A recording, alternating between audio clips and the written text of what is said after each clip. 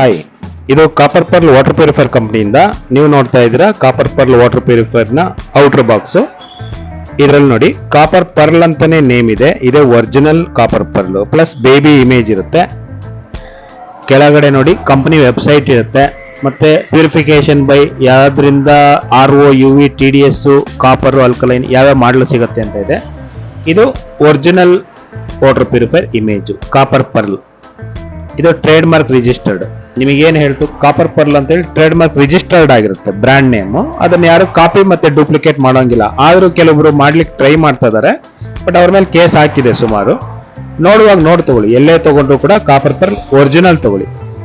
Plus ಇಲ್ಲಿ ನೋಡಿ Copper Pearl ಅಂತಾನೆ ಇದೆ ನೋಡಿ, ಇನ್ನೊಂದು ಸೈಡ್ ವ್ಯೂ ಇದು.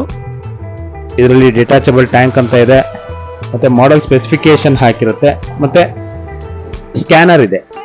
ಇದನ್ನ ನೀವು ಮೊಬೈಲಲ್ಲಿ ಸ್ಕ್ಯಾನ್ ಮಾಡಿದ್ರೆ ವೆಬ್ಸೈಟಿಗೆ ತಗೊಂಡೋಗುತ್ತೆ, www.copperpearl.in ವೆಬ್ಸೈಟಿಗೆ ಹೋಗುತ್ತೆ. ಇನ್ನೊಂದು ಸೈಡ್ ನೋಡಿ, ಇನ್ನೊಂದು ಸೈಡ್ ಕೂಡ ಸೇಮ್ ವ್ಯೂ, ಅದೇ ಥರನೇ ಕಾಪರ್ ಪರ್ಲ್ ಮತ್ತೆ ಕಂಪ್ಲೀಟ್ ಡೀಟೇಲ್ಸ್ ಇರುತ್ತೆ. ಇದಾದ್ಮೇಲೆ ಇನ್ನು ಒಂದು last side Copper Pearl solar ಚಿತ್ರ ಇರುತ್ತೆ. 10 year ವಾರಂಟಿ ಅಂತೇಳಿ ಸೋಲಾರ್ ಕೂಡ ಇದೆ, ಸೋಲಾರ್ದು ಇಮೇಜ್ ಇರುತ್ತೆ. ಇದೆ ಒರಿಜಿನಲ್ ಕಾಪರ್ ಪರ್ಲ್. ಬಾಕ್ಸ್ ಮೇಲೆನೂ ಕೂಡ ಕಾಪರ್ ಪರ್ಲ್ ಅಂತಾನೆ ಇರುತ್ತೆ. ತಗೊಳ್ಳುವಾಗ ಚೆಕ್ ಮಾಡ್ಕೊಂಡು ತಗೊಳ್ಳಿ, ಡೂಪ್ಲಿಕೇಟ್ ತಗೊಂಡು ಮೋಸ ಹೋಗೋದಕ್ಕಿಂತನೂ ಒರಿಜಿನಲ್ ತಗೊಳ್ಳೋದು ಬೆಟರ್. ಇದೆ original copper pearl. Okay, thank you.